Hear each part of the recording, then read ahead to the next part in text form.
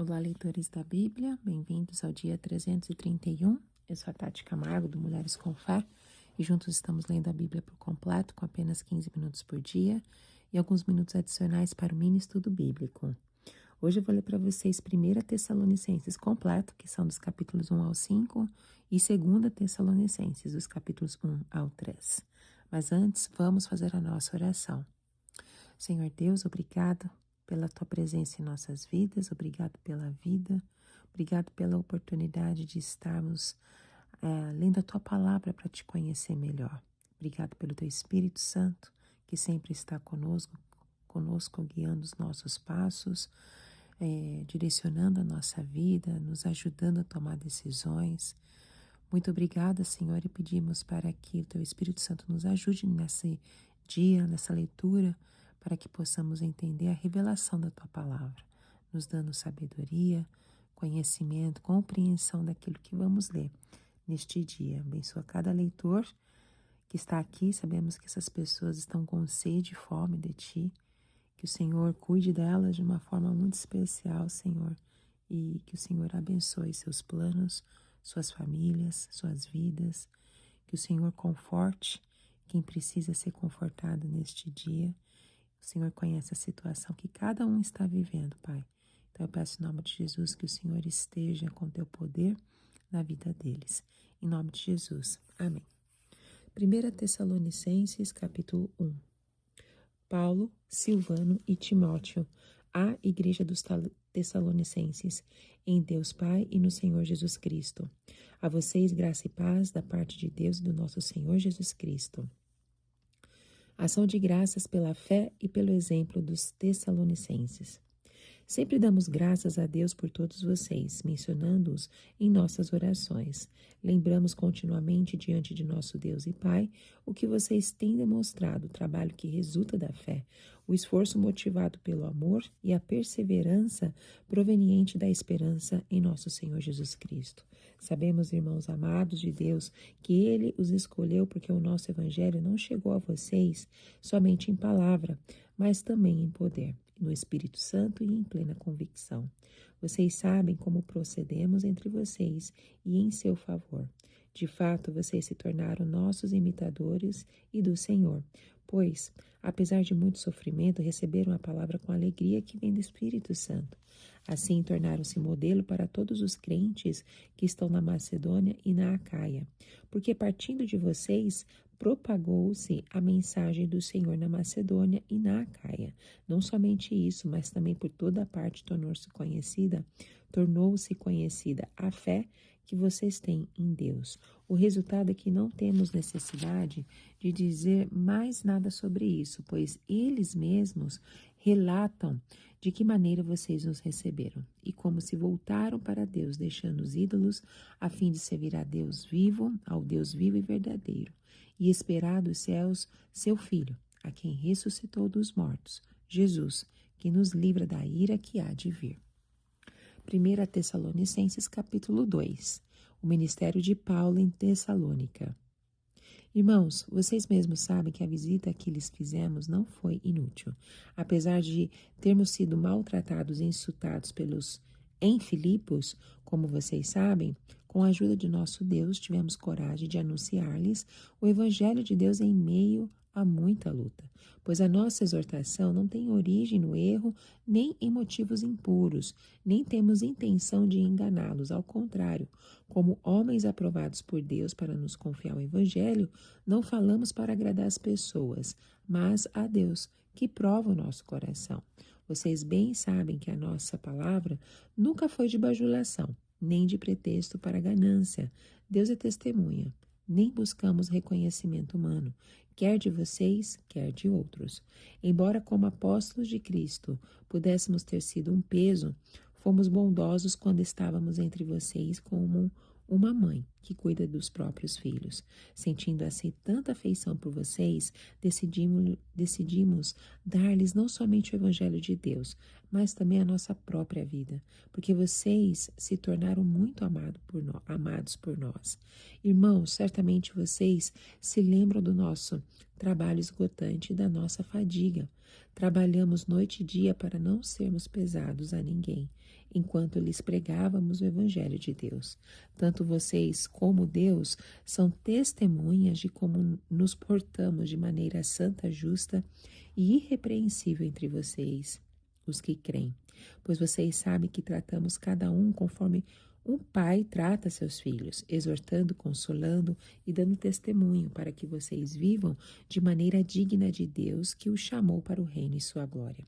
Também agradecemos a Deus sem cessar o fato de que, ao receberem da nossa parte a palavra de Deus, vocês aceitaram, não como a palavra de homens, mas conforme ela verdadeiramente e como a palavra de Deus que atua com eficácia entre vocês, os que creem. Porque vocês, irmãos, tornaram-se imitadores das igrejas de Deus em Cristo Jesus, que estão na Judéia. Vocês sofreram da parte dos seus próprios conterrâneos as mesmas coisas que aquelas igrejas sofreram da parte dos judeus, que mataram o Senhor Jesus e os profetas, e também nos perseguiram. Eles desagradam a Deus e são hostis a todos, esforçando-se para nos impedir que falemos aos gentios e estes sejam salvos. Dessa forma, continuam acumulando seus pecados. Sobre eles, finalmente, veio a ira. Paulo deseja rever os Tessalonicenses. Nós, porém, irmãos, privados da companhia de vocês por breve tempo, em pessoa, mas não no coração, esforçamo-nos ainda mais para vê-los pessoalmente, pela saudade que temos de vocês. Quisemos visitá-los. Eu mesmo, Paulo, quis, e não apenas uma vez, mas duas. Satanás, porém, nos impediu. Pois quem é a nossa esperança, alegria ou coroa em que nos gloriamos perante o Senhor Jesus na sua vinda? Não são vocês? De fato, vocês são a nossa glória e a nossa alegria. 1 Tessalonicenses capítulo 3. Por isso, quando não pudemos mais suportar, achamos por bem permanecer sozinhos em Atenas, e assim enviamos Timóteo, nosso irmão e cooperador de Deus, no Evangelho de Cristo, para fortalecê-los e dar-lhes ânimos na fé, para que ninguém seja abalado por essas tribulações. Vocês sabem muito bem que fomos designados para isso. Quando estávamos com vocês, já lhes dizíamos que seríamos perseguidos, o que realmente aconteceu, como vocês sabem. Por essa razão, não suportando mais, enviei Timóteo para saber a respeito da fé que vocês têm, a fim de que o tentador não os seduzisse, tornando inútil o nosso esforço. As boas notícias trazidas por Timóteo. Agora, porém, Timóteo acaba de chegar da parte de vocês, dando-nos boas notícias a respeito da fé e do amor que vocês têm. Ele nos falou que vocês sempre guardam boas recordações de nós, desejando ver-nos assim como nós queremos vê-los. Por isso, irmãos, em toda a nossa necessidade e tribulação, ficamos animados quando soubemos da sua fé, pois agora vivemos, visto que vocês estão firmes no Senhor. Como podemos ser suficientemente gratos a Deus por vocês, por toda a alegria que temos diante dele por causa de vocês. Noite e dia insistimos em orar para que possamos vê-los pessoalmente e suprir o que falta à sua fé. Que o próprio Deus, nosso Pai, o nosso Senhor Jesus, prepare o nosso caminho até vocês. Que o Senhor faça crescer e transbordar o amor que vocês têm uns para com os outros e para com todos, a exemplo do nosso amor por vocês. Que Ele fortaleça o coração de vocês para serem irrepreensíveis em santidade diante do nosso Deus e Pai, na vinda de nosso Senhor Jesus, com todos os seus santos. 1 Tessalonicenses capítulo 4. Vivendo para agradar a Deus. Quanto ao mais, irmãos, já os instruímos acerca de como viver a fim de agradar a Deus, e de fato assim vocês estão procedendo. Agora lhes pedimos e exortamos no Senhor Jesus que cresçam nisso cada vez mais, pois vocês conhecem os mandamentos que lhes demos pela autoridade do Senhor Jesus. A vontade de Deus é que vocês sejam santificados, abstenham-se da imoralidade sexual. Cada um saiba controlar o seu próprio corpo de maneira santa e honrosa, não dominado pela paixão e de desejos desenfreados, como os pagãos que desconhecem a Deus. Nesse assunto, ninguém prejudique seu irmão, nem dele se aproveite. O Senhor castigará todas essas práticas, como já lhes dissemos e asseguramos, porque Deus não nos chamou para a impureza, mas para a santidade. Portanto, aquele que rejeita essas coisas não está rejeitando o homem, mas a Deus, que lhes dá o seu Espírito Santo. Quanto ao amor fraternal, não precisamos escrever-lhes, pois vocês mesmos já foram ensinados por Deus a se amarem uns aos outros. E, de fato, vocês amam todos os irmãos em toda a Macedônia. Contudo, irmãos, insistimos com vocês que cada vez mais assim procedam. Esforcem-se para ter uma vida tranquila, cuidar dos seus próprios negócios e trabalhar com as próprias mãos, como nós os instruímos, a fim de que andem decentemente aos olhos do que são de fora e não dependam de ninguém. A vinda do Senhor. Irmãos, não queremos que vocês sejam ignorantes quanto aos que dormem, para que não se entristeçam como os outros que não têm esperança. Se cremos que Jesus morreu e ressurgiu, cremos também que Deus trará, mediante Jesus e com ele, aqueles que nele dormiram. Dizemos a vocês pela palavra do Senhor que nós, os que estivermos vivos, os que ficarmos até a vinda do Senhor, certamente não precederemos os que dormem. Pois, dada a ordem com a voz do arcanjo e o ressoar da trombeta de Deus, o próprio Senhor descerá dos céus e os mortos em Cristo ressuscitarão primeiro. Depois nós, o que estivermos vivos, seremos arrebatados com eles nas nuvens para o encontro com o Senhor nos ares, e assim estaremos com o Senhor para sempre. Consolem-se uns aos outros com essas palavras. 1 Tessalonicenses capítulo 5. Irmãos, quanto aos tempos e épocas, não precisamos escrever-lhes, pois vocês mesmos sabem perfeitamente que o dia do Senhor virá como ladrão à noite.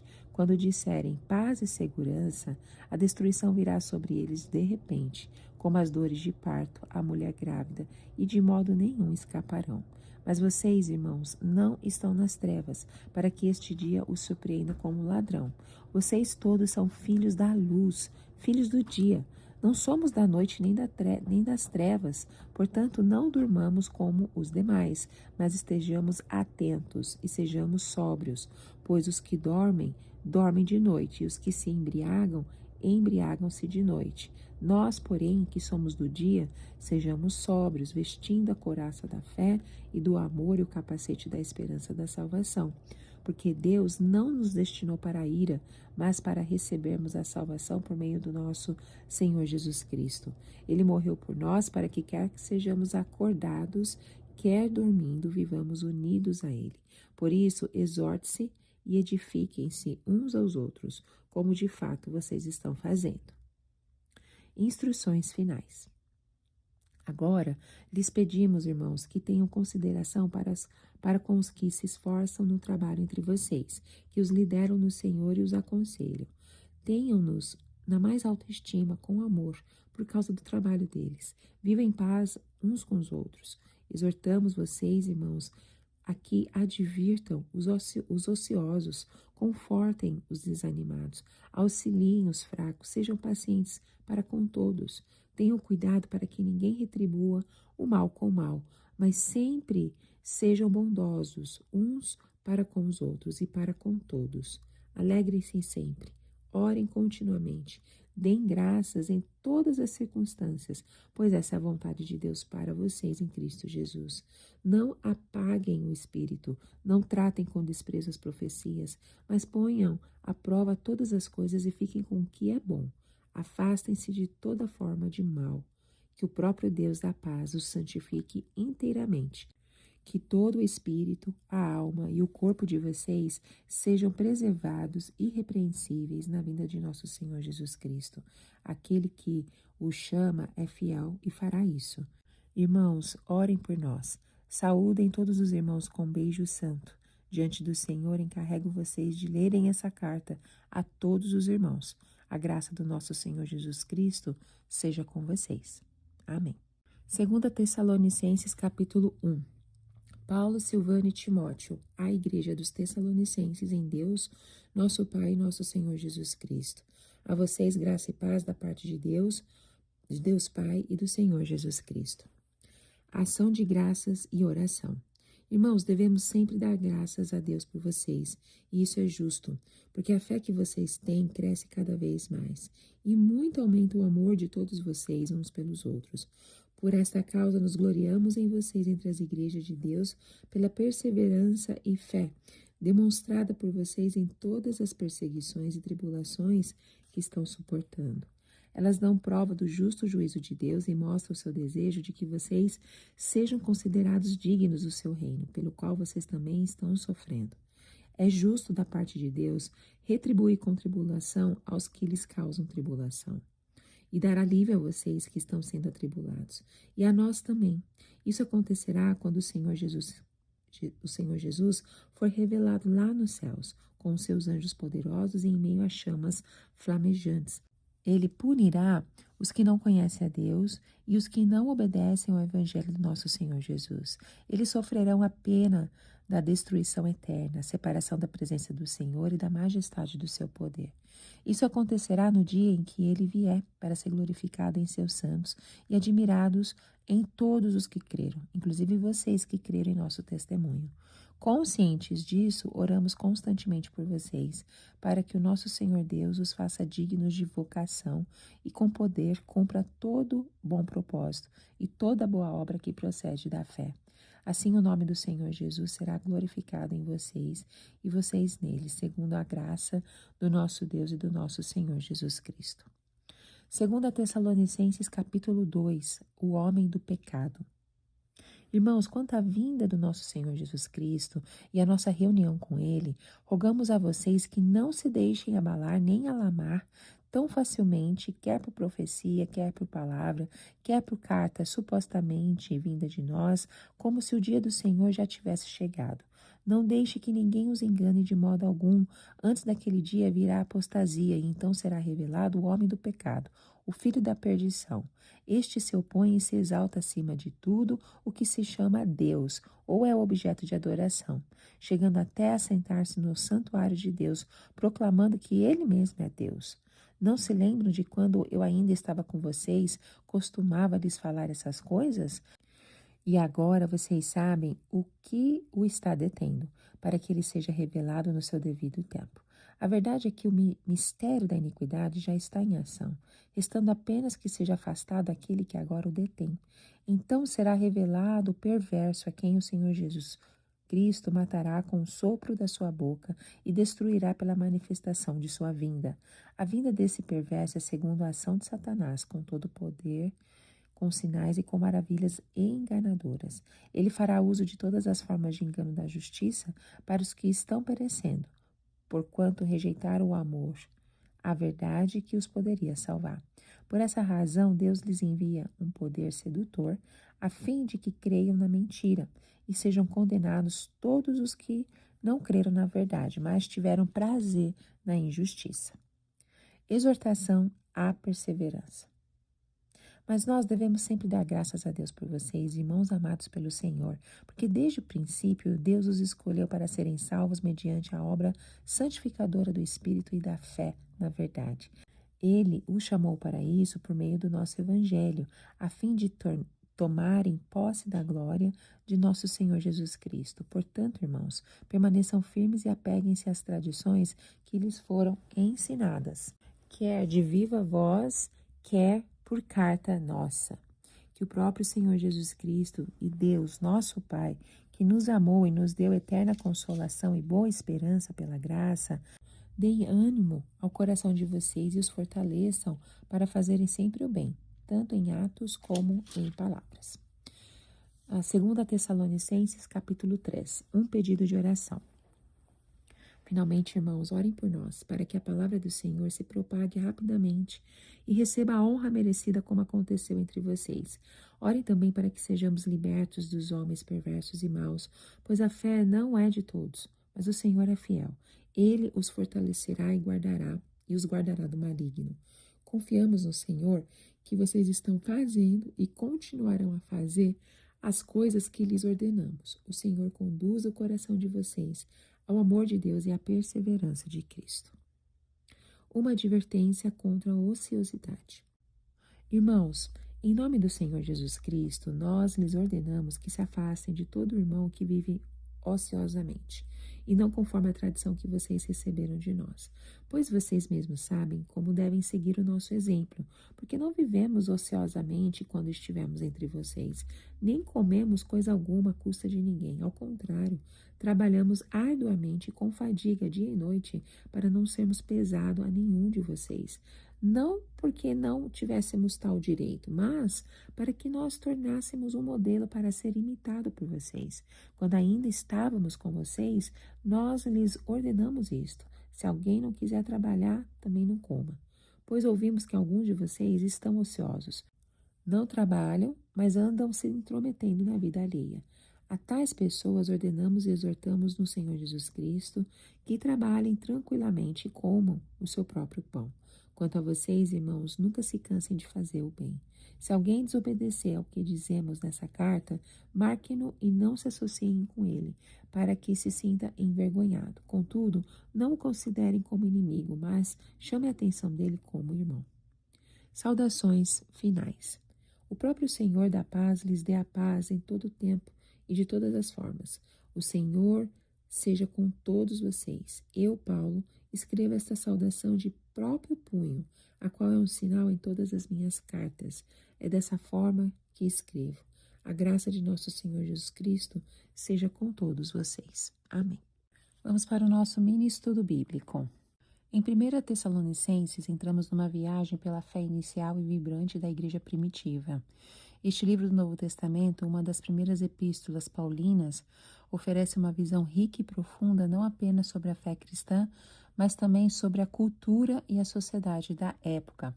Tessalônica, hoje conhecida como Salônica ou Tessaloniki, era uma cidade de grande importância durante o período do Novo Testamento.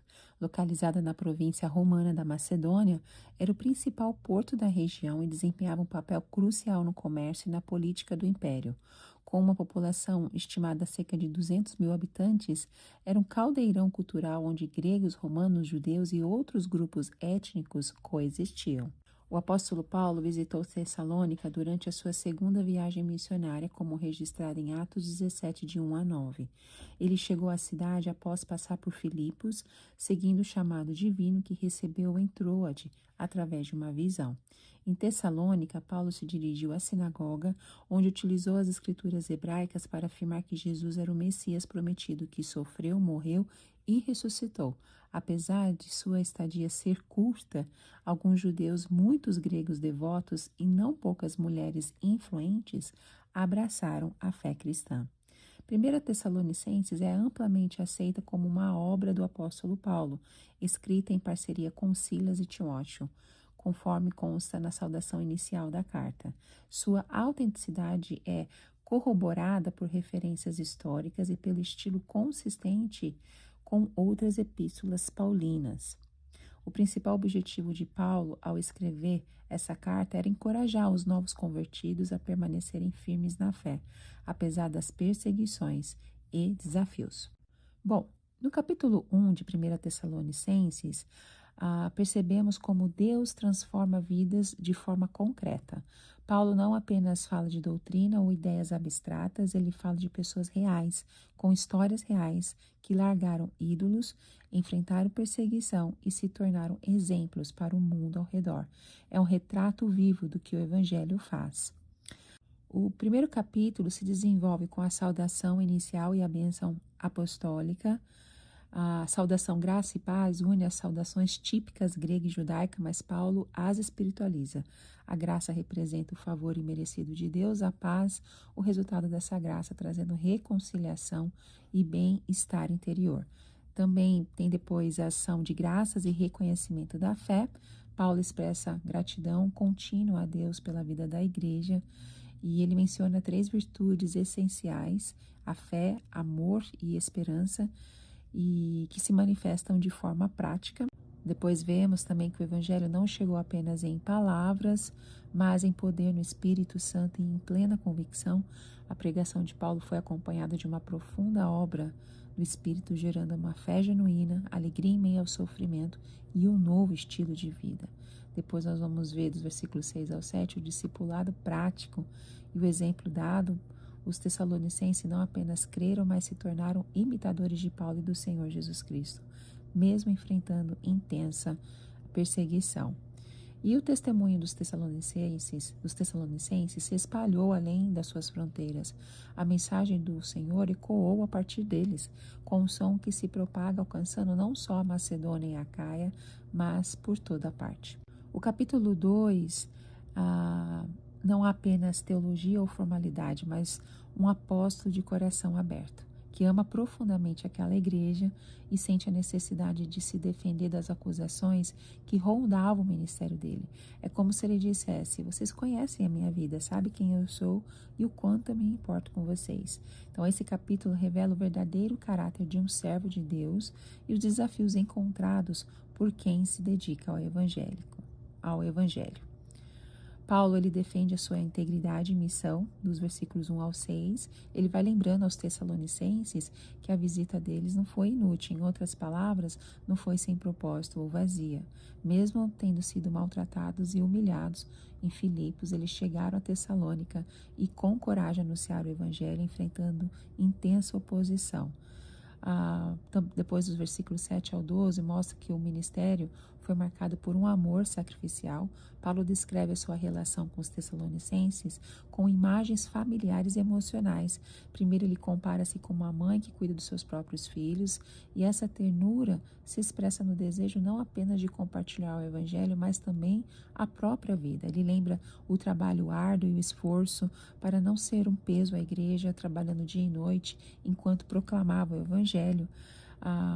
O apóstolo também compara a sua atuação como a de um pai, exortando, encorajando e dando testemunho para que os crentes vivessem de uma maneira digna de Deus. Depois vamos ver a aceitação sincera da palavra e o sofrimento. Paulo agradece porque os tessalonicenses receberam a mensagem não como palavra humana, mas como palavra de Deus, que atua eficazmente na vida dos que creem. Essa aceitação se expressou de forma concreta. Eles se tornaram imitadores das igrejas da Judéia, que também sofreram perseguição. Assim como os judeus perseguiram os primeiros cristãos, os conterrâneos dos tessalonicenses os oprimiram por causa da fé. Depois ele fala da saudade e um desejo de reencontro. O tom da carta volta a ser pessoal e afetivo. Paulo diz que se sente como alguém que foi arrancado dos tessalonicenses, mas essa separação foi apenas física, não do coração. Eles tentaram com muito empenho voltar a Tessalônica. Paulo afirma que ele mesmo quis ir uma e mais vezes, mas Satanás os impediu. Para o apóstolo Paulo, os tessalonicenses são sua esperança, alegria e coroa diante do Senhor na sua vinda. O termo coroa aqui remete à recompensa dos vencedores nos jogos gregos. Paulo viu o progresso espiritual dos tessalonicenses como a sua maior vitória. O capítulo 3 é um dos capítulos que nós vamos ver, vamos sentir o coração pastoral de Paulo pulsando em cada linha. Não é só uma carta teológica, mas é o relato de alguém que se preocupa genuinamente com o bem-estar espiritual dos seus irmãos em Cristo, a angústia dele pela separação, a preocupação com a fé dos tessalonicenses, o alívio com as boas notícias e o desejo fervoroso de reencontrá-los revelam o quanto o evangelho envolve relacionamentos reais e amor concreto. Paulo inicia esse capítulo expondo o quanto a separação da igreja o incomodava. Diante da impossibilidade de retornar pessoalmente, ele toma uma decisão difícil, permanecer sozinho em Atenas e enviar Timóteo para cuidar dos tessalonicenses. Esse gesto demonstra o sacrifício pessoal de Paulo e o valor que ele atribuía ao fortalecimento da fé daquela igreja. Isso aqui é como que a igreja de Tessalônica se desenvolveu. Então, Timóteo é chamado de nosso irmão e cooperador de Deus no Evangelho de Cristo, título que expressa tanto a comunhão espiritual quanto a responsabilidade missionária que ele carregava. O objetivo da missão de Timóteo era bem claro: fortalecê-los e dar-lhes ânimos na fé para que ninguém seja abalado por essas tribulações. A chegada de Timóteo, trazendo notícias da igreja, encheu o coração de Paulo de alívio e alegria. Duas virtudes são destacadas: fé, A confiança em Deus permanecia firme e o amor, a atitude concreta de cuidado e serviço mútuo. Além disso, eles sempre guardam boas recordações de Paulo e desejavam vê-lo novamente. Essa reciprocidade de amor fortalecia ainda mais o vínculo entre o apóstolo e a igreja. O impacto das boas notícias é tão grande que Paulo afirma: agora vivemos, visto que vocês estão firmes no Senhor. Paulo então transborda em gratidão. Ele reconhece que toda a alegria e consolo que sentia vinha de Deus por meio da fidelidade dos tessalonicenses. Paulo expressa também um desejo tocante que o próprio Deus, nosso Pai e nosso Senhor Jesus, preparem o nosso caminho até vocês. Ele entende que somente Deus poderia remover os obstáculos e permitir o reencontro. Tessalonicenses 4, 1 Tessalonicenses 4 é um dos textos que nos chama a atenção, porque Paulo não está apenas tratando de doutrina, mas de vida prática. Ele fala de pureza, de amor entre irmãos e da gloriosa esperança no retorno de Cristo. Nós somos lembrados de como o Evangelho transforma, até os detalhes, da nossa conduta diária. Paulo começa de uma forma encorajadora. Agora lhes pedimos e exortamos o Senhor Jesus que cresçam nisso cada vez mais. Ele reconhece que os tessalonicenses já estão vivendo de maneira que agrada a Deus, mas os convida a avançar. A vida cristã nunca é estática. Sempre há espaço para crescer em fé, santidade e amor. Paulo não deixa margem para dúvidas, dizendo que a vontade de Deus é que eles sejam santificados e que eles se abstenham da imoralidade sexual. Na época, o sexo fora do casamento era comum, até esperado entre os homens, especialmente com prostitutas ou escravas. Mas o Evangelho confronta essa cultura e apresenta um padrão muito mais elevado. Então, Paulo orienta: cada um saiba controlar o próprio corpo de maneira santa e honrosa. E ele deixa claro o contraste, não com a paixão de desejo desenfreado, como os pagãos que desconhecem a Deus. O conhecimento de Deus transforma até a forma como lidamos com o desejo e o sexo.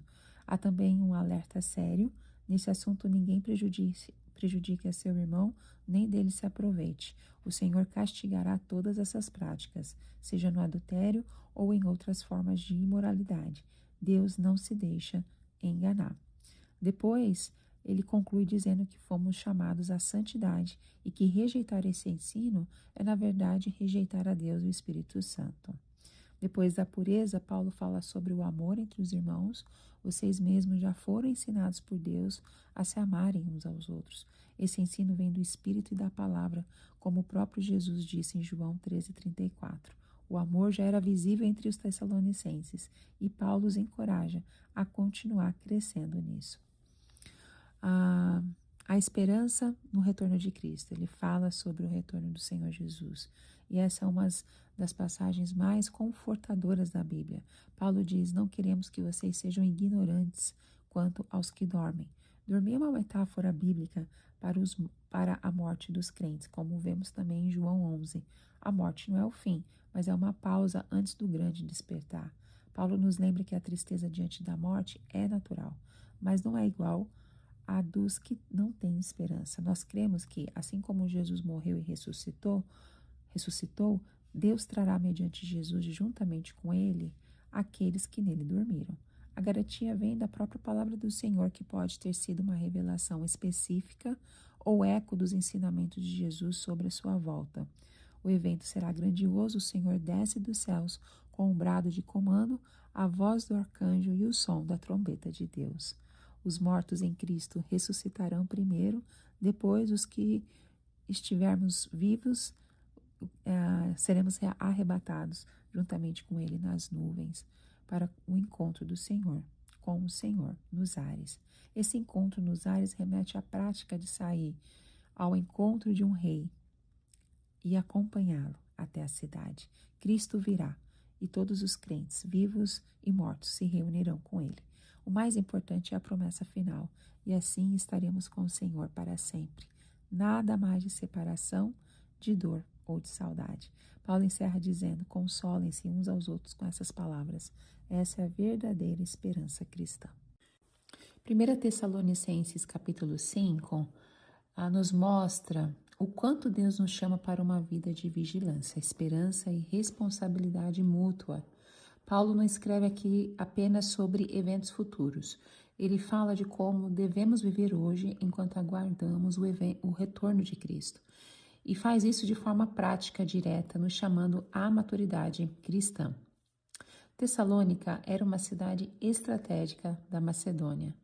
Seu porto, sua localização na Via Ignácia e o status de capital regional a tornavam um centro comercial, político e cultural influente. A cidade estava profundamente mergulhada no paganismo greco-romano e no culto imperial, que tornava o evangelho uma mensagem contracultural e até perigosa. Muitos crentes em Tessalônica enfrentaram perseguições logo após sua conversão, incluindo hostilidade de judeus opositores e possivelmente problemas com autoridades por causa da pregação sobre o outro rei, Jesus. Esse capítulo 5 se desenvolve em algumas partes. A primeira é a imprevisibilidade do dia do Senhor. Paulo começa dizendo que quanto aos tempos e épocas não precisava escrever novamente aos irmãos, pois ele já sabia que o dia do Senhor virá como ladrão à noite. No ambiente judaico da época, havia debate sobre se os justos poderiam acelerar o fim dos tempos, mas Paulo não alimenta esse tipo de especulação. Ele reforça que o foco não deve ser tentar prever o momento, mas estar preparado. Depois nós vamos ver dos versículos 4 ao 8 sobre os filhos da luz e a vida de vigilância. Paulo ele se volta aos crentes e diz: vocês não estão nas trevas para que esse dia os surpreenda como ladrão. Os que pertencem a Cristo são chamados de filhos da luz, filhos do dia. Essa metáfora remete à distinção clara entre o povo de Deus e o mundo em trevas. Paulo aplica isso de uma maneira prática. Quem é do dia deve viver sóbrio, vigilante, espiritualmente acordado. Dormir e embriagar-se são atitudes típicas da noite, da ignorância e da desatenção espiritual. Paulo lembra os Tessalonicenses que Deus não nos destinou para a ira, mas para recebermos a salvação por meio do nosso Senhor Jesus Cristo. Essa é uma das verdades mais reconfortantes deste capítulo. O juízo virá, mas os que pertencem a Cristo estão salvos. Jesus morreu para que estejamos vivos ou mortos no dia da sua volta. Vivamos unidos a Ele. Diante dessa certeza, o apóstolo conclui: exortem-se e edifiquem-se uns aos outros, como de fato vocês estão fazendo. Paulo, então, orienta sobre a convivência na igreja. Respeitar e honrar os líderes espirituais, corrigir os que vivem de forma desordenada, encorajar os desanimados, ajudar os fracos, ser paciente com todos, não retribuir o mal com o mal, mas sempre buscar o bem. Esses conselhos são muito práticos e nós percebemos que a maturidade cristã não se expressa apenas em doutrina, mas no cuidado mútuo, na paciência e no compromisso com o bem. Paulo apresenta 3 admoestações simples, mas profundas.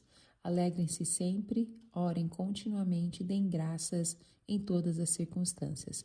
Essas atitudes eram contraculturais para as pessoas que viviam sob perseguição e dificuldades, mas refletem uma espiritualidade firme e confiante. O apóstolo Paulo também orienta quanto ao culto e à vida espiritual. Não apagar o espírito, não desprezar as profecias, testar todas as coisas e reter o que é bom, afastar-se de toda forma de mal. Embora existissem abusos e falsos profetas, o correto não era desprezar o dom profético, mas julgar com sabedoria à luz da palavra. Paulo encerra com uma belíssima oração: que o próprio Deus da paz os santifique inteiramente, que todo o espírito, alma e corpo de vocês seja conservado irrepreensível na vinda do nosso Senhor Jesus Cristo. Ele lembra que é Deus quem opera essa santificação, por isso conclui com confiança: aquele que o chama é fiel e fará isso. O capítulo termina com um pedido de oração, um convite ao amor fraternal expresso no beijo santo, a ordem de que a carta fosse lida a todos e a bênção final. A graça do nosso Senhor Jesus Cristo seja com vocês. Amém. Segunda Tessalonicenses é uma obra rica e profundamente pastoral. Embora breve, a sua mensagem ressoa através dos séculos, oferecendo orientação e encorajamento a uma igreja que enfrentava perseguições e desafios teológicos. Paulo escreveu 2 Tessalonicenses com 3 objetivos principais: encorajar os tessalonicenses a perseverar, corrigir a falsa doutrina sobre o dia do Senhor, exortar à disciplina e ao trabalho diligente. 2 Tessalonicenses é marcada por uma estrutura clara e objetiva. Paulo combina elogios, instruções doutrinárias e exortações práticas em uma narrativa coesa. A carta reflete seu cuidado pastoral e sua autoridade apostólica. Ele usa uma linguagem direta e emotiva, abordando tanto os aspectos teológicos quanto os desafios cotidianos enfrentados pela igreja. 2 Tessalonicenses capítulo 1 nos faz refletir sobre o valor da perseverança e da esperança em tempos difíceis. Paulo não escreve aqui para uma igreja em situação confortável, pelo contrário, ele fala a crentes que estão sofrendo, sendo perseguidos e injustiçados. E mesmo assim, essa comunidade se destaca pelo amor e pela fé. É um lembrete vivo de que o Evangelho não elimina o sofrimento, mas dá sentido e esperança em meio a ele. A segunda carta aos Tessalonicenses foi escrita por Paulo, provavelmente no ano 50 ou 51 depois de Cristo, pouco tempo após a primeira carta. Após a primeira carta, notícias preocupantes chegaram a Paulo. Havia confusão a respeito do retorno de Cristo e os crentes continuavam enfrentando oposição intensa. Por isso, Paulo escreve novamente, para encorajá-los, corrigir mal-entendidos e lembrar que Deus é justo. Ele recompensa os fiéis e pune os opressores no tempo certo. A carta é marcada por um forte tom escatológico, ou seja, trata do fim dos tempos, do juízo de Deus e da glorificação dos santos. Mas tudo isso é apresentado de forma pastoral, visando controlar e fortalecer os irmãos em sua caminhada. Paulo inicia a carta junto de Silvano, Silas e Timóteo, os mesmos companheiros da primeira visita missionária à cidade. A saudação segue o padrão cristão, graça e paz da parte de Deus Pai e do Senhor Jesus Cristo. A união entre graça e paz carrega um significado profundo. A graça aponta para o favor imerecido de Deus e a paz é o resultado dessa graça. Reconciliação, segurança e descanso interior, mesmo em meio à perseguição. Paulo expressa gratidão a Deus pelo crescimento espiritual dos Tessalonicenses. Ele destaca 2 aspectos essenciais: o progresso contínuo da fé, a fé que vocês têm cresce cada vez mais, e o aumento do amor mútuo. Muito aumenta o amor que todos vocês têm uns pelos outros. Isso revela que mesmo diante da perseguição, os cristãos de Tessalônica não recuaram na fé nem se isolaram. Pelo contrário, fortaleceram sua confiança em Deus e aprofundaram o amor comunitário. Para uma cultura marcada pelo individualismo ou pelo medo, esse tipo de comportamento era notável e contracultural. Paulo ainda diz que se gloria dos Tessalonicenses entre as demais igrejas por causa da perseverança e fé que demonstram em meio às tribulações. O juízo de Deus e o sofrimento presente está no versículo 5. Paulo apresenta, na realidade, do versículo 1 ao 5. Paulo apresenta uma perspectiva teológica fundamental. O sofrimento dos justos não significa derrota ou abandono, mas faz parte do plano justo de Deus. A perseverança em meio às aflições é evidência de que eles são considerados dignos do reino de Deus. Isso não significa que o sofrimento seja mérito em si, mas que o modo como os crentes o enfrentam demonstra sua verdadeira fé e sua preparação para o reino. Esse conceito está alinhado com o pensamento judaico da época, que interpretava as tribulações dos justos como parte das dores de parto que antecedem o estabelecimento final do reino de Deus. Paulo afirma que Deus, sendo justo, retribuirá de 2 formas: com sofrimento àqueles que afligem os cristãos, com alívio aos que perseveram na fé. Esse juízo acontecerá quando o Senhor Jesus for revelado lá do céu, com seus anjos poderosos em meio a chamas flamejantes. Essa imagem remete a cenas do Antigo Testamento, onde Deus é retratado vindo em poder e juízo. Os que não conhecem a Deus e não obedecem ao Evangelho serão punidos com destruição eterna. Não a aniquilação, mas a separação definitiva da presença gloriosa do Senhor. A expressão naquele dia aponta para o dia do Senhor, tema recorrente nas Escrituras, que representa o momento definitivo da revelação de Cristo e do juízo universal. Ciente da gravidade do cenário e da esperança futura, Paulo ora pelos Tessalonicenses. Ele pede que Deus os faça dignos de vocação, cumpra com poder os bons propósitos e obras de fé deles. O objetivo final é que o nome do Senhor Jesus seja glorificado neles e eles sejam glorificados nele. 2 Tessalonicenses capítulo 2 nos faz refletir sobre a seriedade dos tempos finais e a necessidade de permanecermos firmes na verdade. Esse capítulo é um alerta pastoral, mas também uma garantia de esperança para quem confia no Senhor. Paulo não fala de teorias conspiratórias ou previsões vagas. Ele aponta fatos revelados por Deus sobre o que acontecerá antes da volta de Cristo. Paulo começa apelando aos irmãos para que não sejam abalados ou alarmados por informações falsas sobre o dia do Senhor.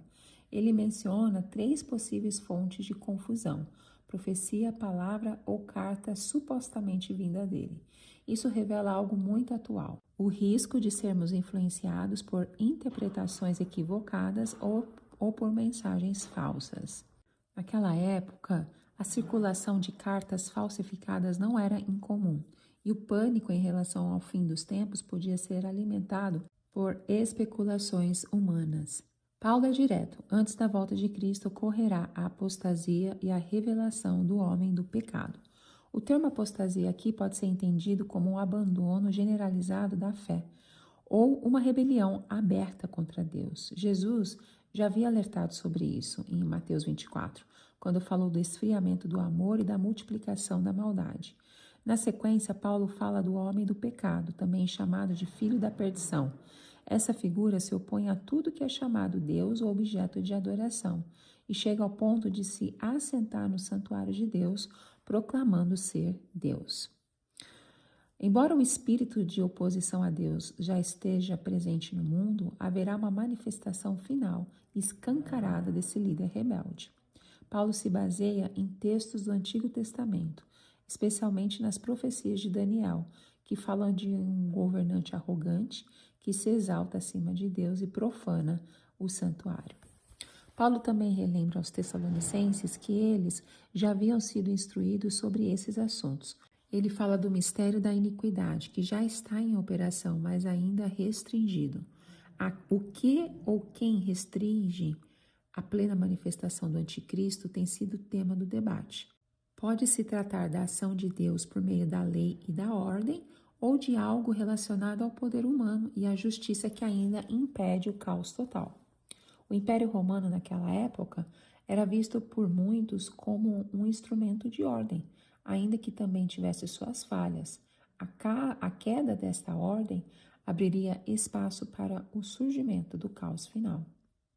Quando chegar o tempo determinado, o perverso será revelado, mas Paulo traz uma mensagem de esperança. O Senhor Jesus o destruirá com o sopro da sua boca e o aniquilará pela manifestação de sua vinda. Essa linguagem lembra as palavras de Isaías 11, versículo 4, onde o Messias derrota o ímpio com o sopro da sua boca. É uma imagem de vitória rápida e definitiva de Cristo sobre o mal. Paulo compara a vinda do anticristo com a ação de Satanás, cheia de poder, sinais e prodígios enganadores. Aqui vemos um paralelo com as palavras de Jesus em Mateus 24, 24, onde ele alerta sobre os falsos cristos e falsos profetas, que realizariam sinais para enganar, se possível, até os escolhidos.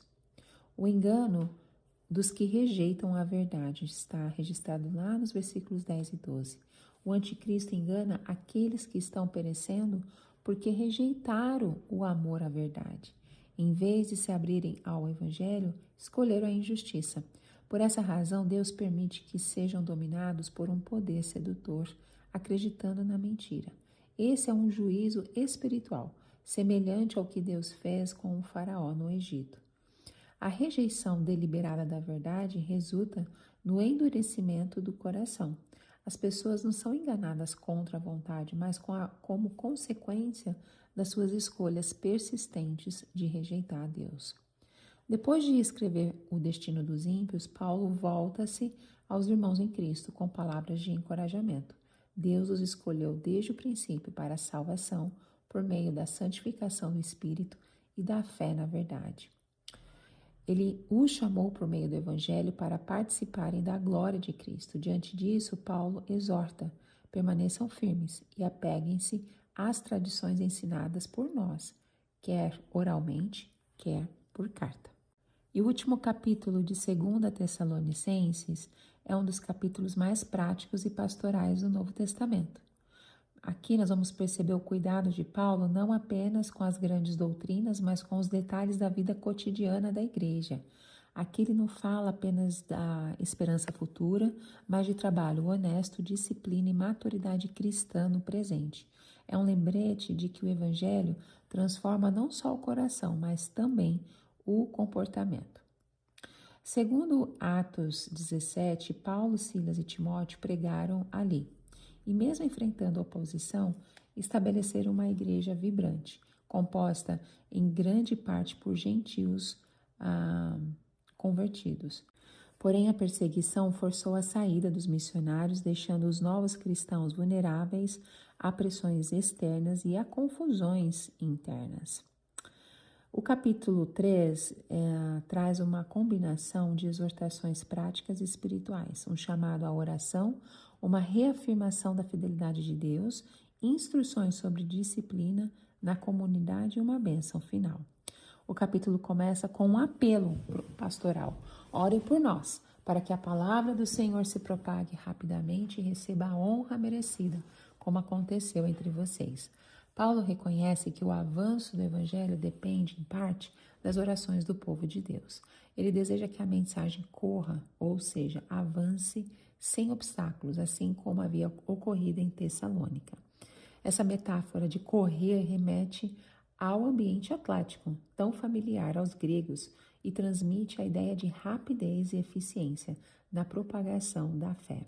Paulo também pede libertação dos homens perversos e maus, provavelmente uma referência aos judeus opositores em Corinto. Ele conclui com uma observação realista: a fé não é para todos. Nem todos abraçarão o evangelho. Oposição sempre existirá. Apesar da oposição, Paulo se mostra confiante, mas o Senhor é fiel, ele os fortalecerá e os guardará do maligno. O termo maligno aqui se refere claramente a Satanás, e que a proteção divina não significa a ausência de problemas, mas firmeza interior e o livramento do mal. Paulo também demonstra confiança na obediência dos tessalonicenses. O que lhes ordenamos estão fazendo e continuarão a fazer, pois ele sabe que a obediência só é possível pela graça, por isso ele ora. O Senhor conduz os seus corações ao amor de Deus e à perseverança de Cristo. Essa perseverança de Cristo se refere à constância que Jesus demonstrou diante das dificuldades, um exemplo vivo para os crentes seguirem. O problema principal abordado no capítulo é a ociosidade de alguns membros da igreja. Paulo não usa de meias palavras. Ordenamos que se afastem de todo irmão que vive ociosamente e não conforme a tradição que receberam de nós. O termo irmão revela que, mesmo em erro, essas pessoas ainda pertenciam à comunidade. No entanto, a igreja não deveria encorajar ou ignorar tal comportamento. O apóstolo lembra o exemplo que ele e seus companheiros deram. Trabalharam arduamente de dia e de noite para não serem um peso à igreja, mesmo tendo direito a sustento pastoral. Essa escolha de Paulo não foi por falta de direito, mas para deixar um modelo de altruísmo e diligência. A ordem é clara: se alguém não quiser trabalhar, também não coma. Trata-se de um princípio simples, mas profundo, que combate o comodismo espiritual e social. No contexto grego, era comum a existência de parasitas sociais, que dependiam da caridade ou dos patronos, e alguns cristãos poderiam ter trazido esse costume para dentro da igreja. Além disso, esses ociosos não ficavam quietos. Eles se intrometiam nos assuntos alheios, espalhavam boatos e criavam confusão. A solução de Paulo é prática e pastoral. Trabalhem tranquilamente como o seu próprio pão. Nunca se cansem de fazer o bem. Marquem o desobediente e não se associem com ele, mas admoestem-no como irmão. Note que o isolamento social tinha caráter corretivo, não punitivo. O objetivo era gerar arrependimento e restauração, não condenação. Paulo encerra com uma bênção profunda. O próprio Senhor da paz lhes dê a paz em todo o tempo e de todas as formas. Essa paz é mais do que a ausência de conflitos. É o resultado da reconciliação com Deus, um estado interior de segurança e firmeza. O apóstolo também menciona que ele próprio escreveu a saudação final de próprio punho, algo que fazia questão de fazer para atestar a autenticidade da carta, especialmente em meio ao risco de cartas falsas circulando, como ele já havia alertado em 2 Tessalonicenses 2, versículo 2. Amém? Terminamos aqui quase 1 hora de áudio, mas foram 2 livros, 7 capítulos, com todas as explicações, uma mini explicação de cada capítulo, e espero que tenha abençoado a sua vida. Mais um grande e lindo ensinamento para todos nós. Que Deus te abençoe e até o próximo áudio. Tchau, tchau.